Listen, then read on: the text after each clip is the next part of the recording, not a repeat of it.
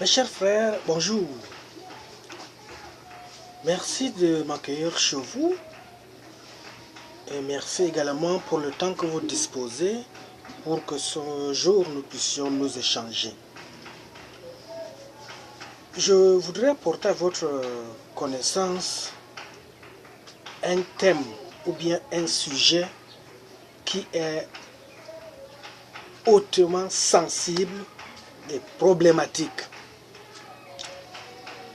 Aujourd'hui, le thème que je veux développer pour le mettre à votre disposition, c'est 1 milliard de citadins dans 20 ans. L'Afrique est-elle prête? Nul n'ignore que le continent s'urbanise à un rythme rapide sans suivre le chemin défriché par l'Europe ou plus récemment par l'Asie. À leur tour, les Africains sont attirés par les lumières de la ville.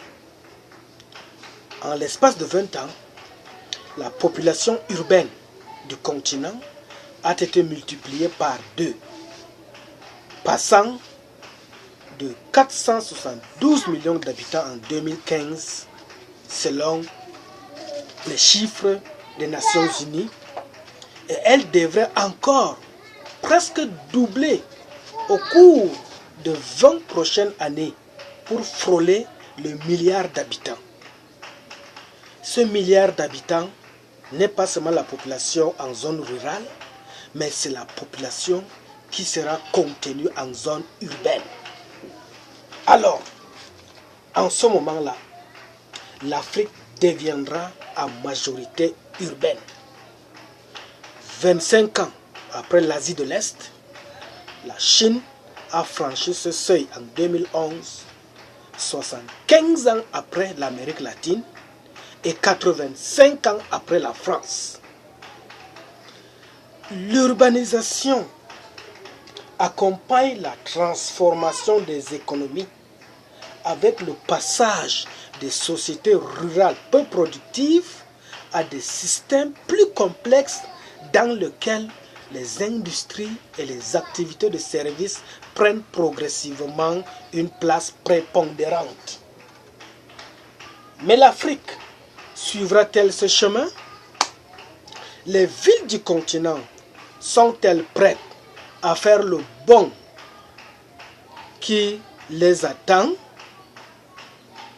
Parce que présentement, plus les villes africaines s'urbanisent davantage, la pauvreté reste encore la pièce maîtresse de nos pays africains. Les villes africaines, il faut le dire, se gonflent avant tout de leur propre croissance démographique. L'exode rural n'est responsable que pour un tiers de ces nouveaux citadins à qui il faut donner un accès au travail, un logement, de quoi aller à l'école, de quoi se soigner. Alors, les nouveaux métiers, hier promesse d'une vie meilleure pour les migrants, ne concernent pour l'instant qu'une minorité rangée dans la catégorie de la classe moyenne, tandis que le secteur informel continue plus sûrement d'absorber le plein de main-d'œuvre. Ce que nous enseigne l'histoire ne s'applique pas à l'Afrique. Les villes africaines vont devoir résoudre des défis sociaux, environnementaux qu'aucun autre n'a eu à affronter. Je m'explique. D'ici 10 ans, nous sommes aujourd'hui en 2018, d'ici 10 ou 12 ans, c'est-à-dire en 2030, l'Afrique va doubler sa population, surtout sa masse en termes de ressources humaines dans les villes, les grands centres urbains. Mais comme nos États sont limités en termes d'infrastructures, comment est-ce que nous allons affronter ce développement humain? Comment est-ce que nous, génération d'aujourd'hui, sommes en train de nous préparer pour pouvoir résoudre cette équation énigmatique de demain? Et cette solution, elle est toute simple. Elle ne pourrait être que dans l'économie. Et cette économie, celle classique que nous avons connue depuis nos indépendances, ne suffit pas. Mais il faut un plan B, c'est-à-dire à travers l'économie numérique, dont de Billion Coin ou bien TBC fait partie. Parce que il va falloir doubler d'efforts. Il va falloir relever le défi. Parce que le challenge est absolument très grand. En termes d'urbanisation, il faut des logements sociaux. En termes d'infrastructures, il faut les routes. Il faut les infrastructures hydrographiques. Il faut des infrastructures en termes d'énergie électrique, énergie solaire et tout ce qui englobe l'énergie renouvelable. Et cela ne requiert pas automatiquement le fait d'aller demander de l'argent ailleurs. Il est bien vrai que dans les prochaines vidéos qui suivent, je veux nous parler de l'impact ou bien de l'influence de la présence financière chinoise et son impact négatif pour notre continent africain. Mais pour le moment, je nous parle simplement de la démographie qui est en train de se développer et qui risque de nous surprendre d'ici 20 ans si dès aujourd'hui rien n'est fait. Puisque un chiffre est clair, les conditions différentes dans lesquelles se fabriquent les villes africaines. Le revenu moyen par habitant a un stade comparable à l'urbanisation. Lorsque le Moyen-Orient et l'Afrique du Nord ont atteint un taux d'urbanisation de 40%, leur PIB par habitant était de 1800 $. Et lorsque les pays d'Asie de l'Est et du Pacifique ont dépassé ce même seuil, ce revenu s'élevait à 3600 $. Tandis qu'en Afrique subsaharienne, il a atteint seulement 1000 $. Imaginez un peu ce gap, cette différence qui constitue aujourd'hui la source du retard en termes de développement du continent africain. C'est pour cela que d'ici 20 ans, au moment où la croissance en termes de ressources humaines va s'accroître, il faut penser déjà à urbaniser l'Afrique à travers ces grandes agglomérations et déjà pas seulement se concentrer sur les grandes agglomérations, mais il faut aussi tenir compte des secteurs viables qui peuvent produire de l'économie, qui peuvent produire de l'emploi dans nos secteurs ou bien dans nos villages en termes de domaine rural. Alors, aujourd'hui, en Afrique, plus de 60% des urbains vivent dans les bidonvilles. Ce qui fait en sorte que la pauvreté est le premier problème que doivent régler les villes africaines. Et cette responsabilité incombe aux fils et aux filles du continent. Vous comprenez très bien. Aujourd'hui, de nos jours, 60% de nos agglomérations urbaines vivent dans les bidonvilles. dans les sous-quartiers. Au Cameroun, on appelle ça les lobbies. Je ne sais pas, peut-être dans autres villes, ça a d'autres noms.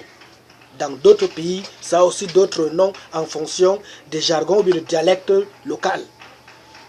Alors, si aujourd'hui, 60% de nos citadins vivent dans les bidonvilles, dans les bas quartiers, dans les sous-quartiers, comme on dit parfois, il y a lieu de faire quelque chose.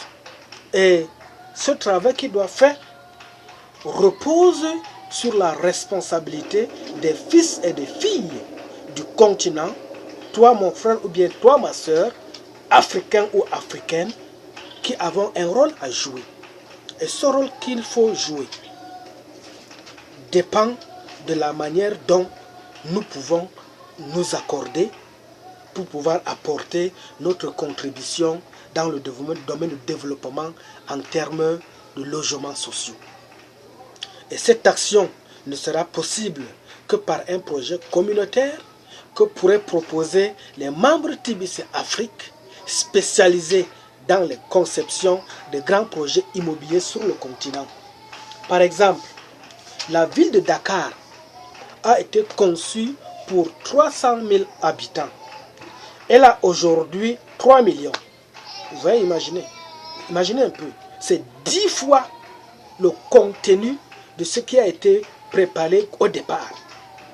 Les équipements publics n'ont pas suivi, à commencer par les infrastructures nécessaires au fonctionnement de l'État, conçues pour 26 000 agents, quand ils sont aujourd'hui à 140 000.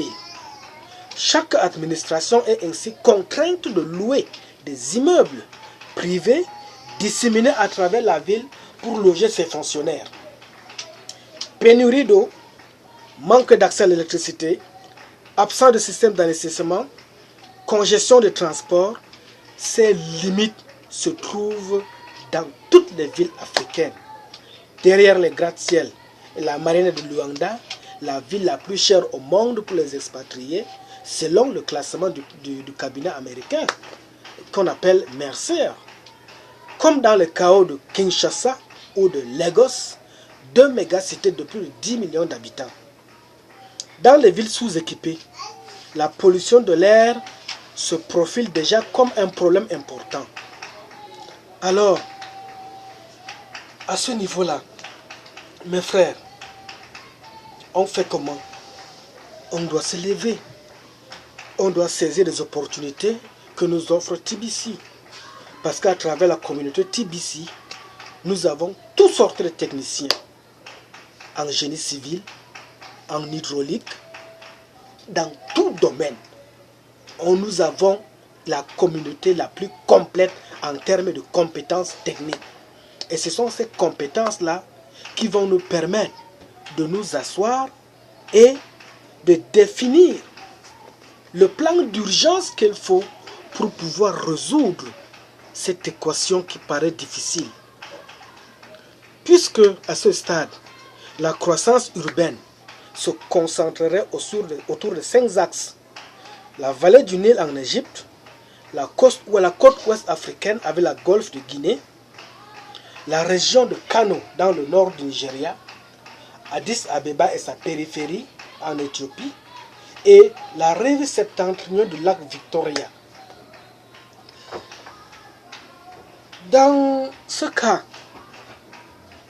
ce sont les villes aujourd'hui, quand on parle de l'immigration clandestine, ce sont les villes de ces pays-là qui constituent aujourd'hui la plus grande masse des expatriés, des Africains qui immigrent parce qu'ils ne parviennent plus à supporter le flux de l'urbanisation, ce flux-là qui se côtoie avec la pauvreté en permanence. Cette course anarchique en l'espace est d'autant plus inquiétante que l'Afrique est particulièrement exposée aux conséquences du changement climatique. Parmi les 10 pays les plus vulnérables en réchauffement climatique, 7 sont africaines. Lesquels sont 1. La Centrafrique, 2. l'Érythrée, 3. l'Éthiopie, 4. le Nigeria, 5. le Sierra Leone, 6. le Tchad, 7. le Soudan. Pourquoi ces pays sont aujourd'hui cités comme les pays qui sont beaucoup plus touchés par le changement climatique?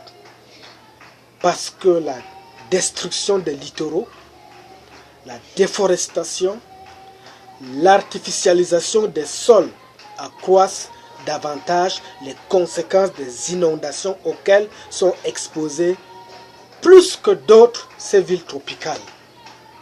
Les îlots de chaleur urbains s'annoncent comme un problème grandissant.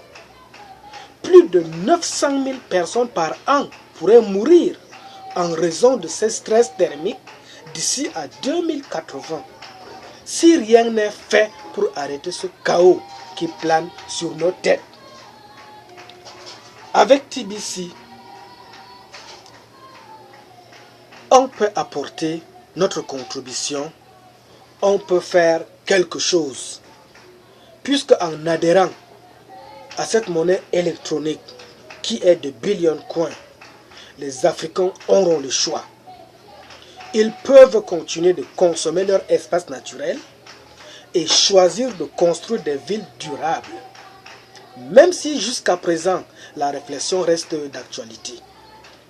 L'innovation passe par l'importation des idées venues d'ailleurs et par la reproduction de modèles incarnant une forme de réussite.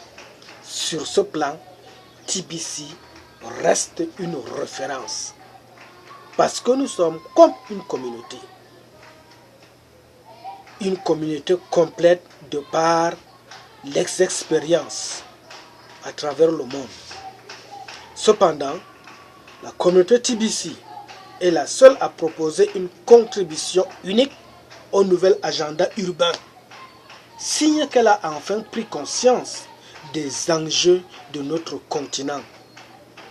Grâce aux valeurs financières et économiques de TBC, nous pouvons créer des villes nouvelles, apporter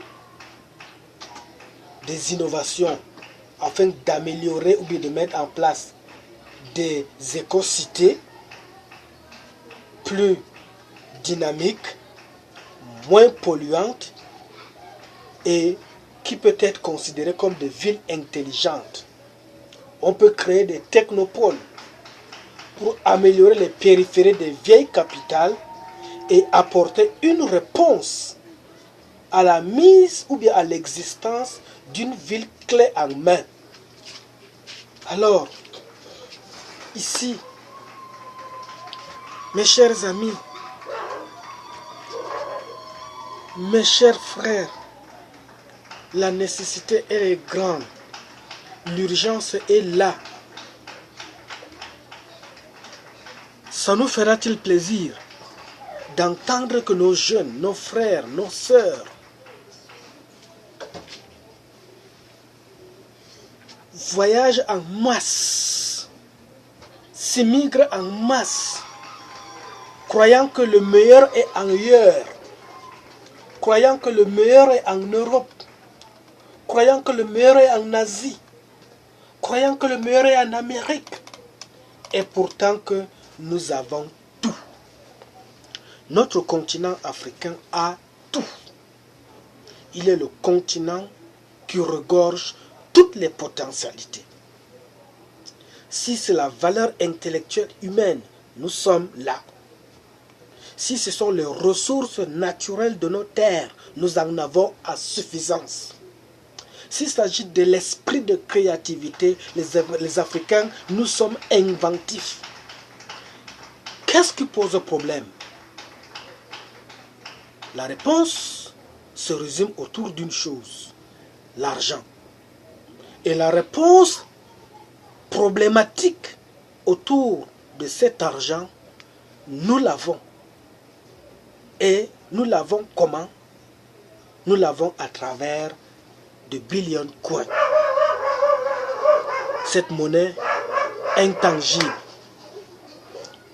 Cette monnaie qui regroupe des potentiels partenaires qui peuvent apporter une idée nouvelle, qui peuvent apporter un sang chaud, qui peuvent apporter des énergies qui peuvent renouveler les cellules mortes de l'économie africaine.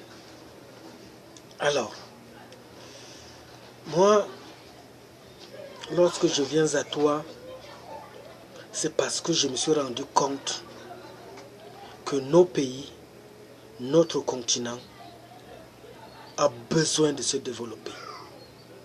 Notre continent a besoin de ressources nouvelles pour impulser une nouvelle forme de croissance.